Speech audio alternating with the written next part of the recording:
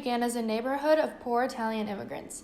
Views of Italian immigrants have fluctuated throughout the years, often taking a negative or criminalized outlook. After World War II, many immigrants moved to the outer boroughs and Chinese immigrants moved in, causing the line between Little Italy and Chinatown to blur. It has since drastically shrunk in size, with new commercial buildings popping up throughout. Rent prices are shooting up as landlords are taking advantage of Little Italy's unique experience as Italians attempt to preserve their cultural heritage. On our way to Little Italy. We're on our way. We're on the 6 train, and we'll update you when we get there.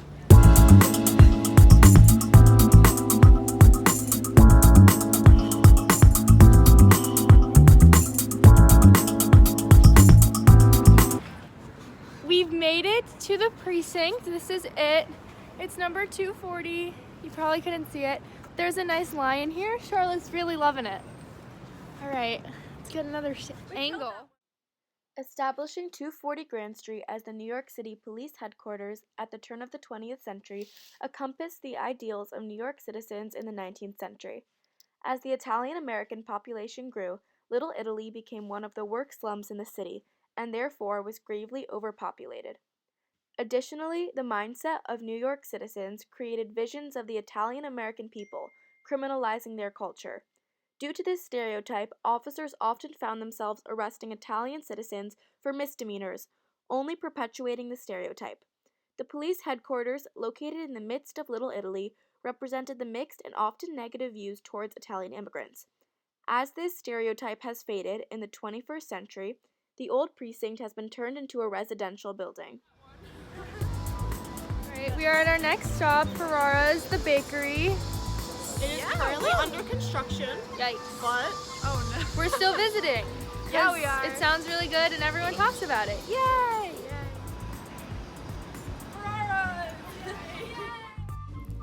Ferrara's, or as it was called at its opening in 1892, Cafe Ferrara, is an Italian-owned bakery situated by Mulberry Street, often considered the center of Little Italy. The bakery still serves the same classic Italian desserts, however it has expanded and modernized to have online shipping on bakery items and apparel that still reflect 19th century Italy.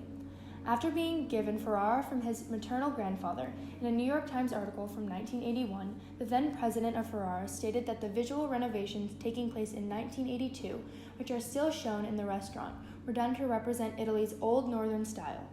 Ferrara served as a social hub for Italian immigrants and preserved Italian-style desserts and overall culture.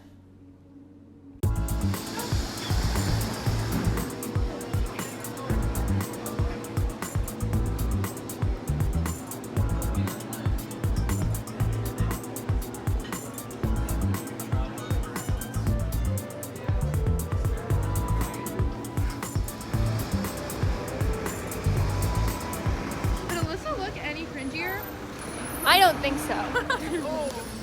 Okay, so we have a bit of a predicament. We do. Already. We were gonna go to the Italian American Museum, also known as Banca Stabile in Italian, but it's not there anymore. So it's actually being turned into some condos. So like, that's not really a museum anymore. The good news is you can follow them on Instagram. Nice. Oh, exposure. While Banca Stabile has now been torn down, its existence during the 19th and 20th centuries was able to represent the Italian culture and properly reflect the modernity of the time. Built in 1885, 189 Grand Street housed a family-owned Italian bank. Modernity and material culture were exponentially growing during the 19th century, and after immigrating to the United States and settling in Little Italy, many immigrants found themselves impoverished. The reason why a family-owned Italian bank became a staple in Little Italy is because of the racism towards Italians Americans that began to fester in the 19th century. As stereotypes of criminalization began to form, many banks would deny people out of fear that they would steal from the bank.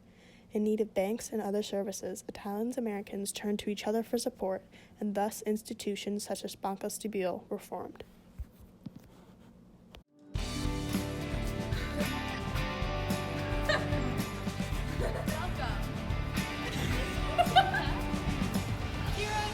So this is 149 Mulberry Street, the house, was the house of Stephen Van Rensselaer.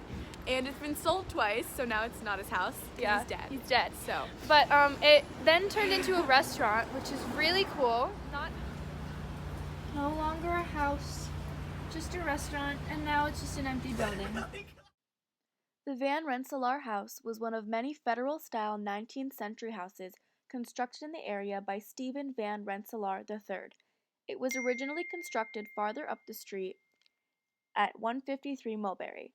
Van Rensselaer was a member of an extremely wealthy landowning family and had served as a general in the War of 1812, as well as having been a New York politician. After the family vacated in 1841, it was moved to the site between Grand Street and Hester. The house serves as a reminder of a time when Little Italy was far more fashionable and has stayed throughout as the neighborhood became an enclave of poor Italian immigrants by the 20th century.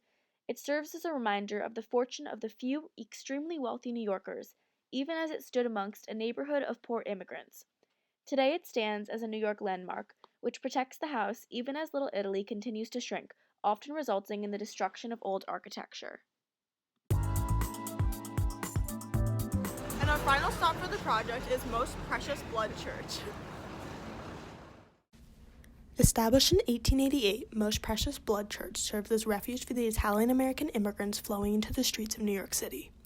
Italian Catholicism was attacked by the American Protestants, which in the 19th century outnumbered any other religious group. The Protestant population was threatened by the number of Italian Catholics entering the United States, and because of this fear, it became common practice to attempt converting minorities to American Protestantism. For this reason, institutions established and maintained by immigrant families became more and more essential to the culture of the enclave. Thank you for coming with us to Little Italy. Bye!